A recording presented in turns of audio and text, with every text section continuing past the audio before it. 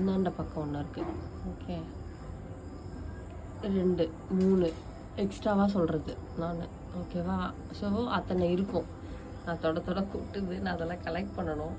So இதை நம்ம என்ன சொல்லுவோம்னா கிராண்டே ஃப்ளோரா அப்படின்னு சொல்லுவோம். ஸோ இப்படி கொத்தா வந்து ஒரு 5-6 பூ பூத்துச்சுன்னா அது கிராண்டே ஃப்ளோரான்னு சொல்லுவோம். இப்போ இதே ஒரு செடிக்கு 60-70 பூலாம் பூக்கும். அது வந்து ஃப்ளோரி பண்டா அப்படின்னு சொல்லுவோம். அது வந்து ரோஸில் ஒரு வெரைட்டி. அது நம்ம வந்து இப்போ ஒவ்வொரு பூ வருது இல்லை, அந்த மாதிரி ஒரு செடி வாங்கிட்டோம்னா அது ஒவ்வொரு பூ தான் பூக்கும்.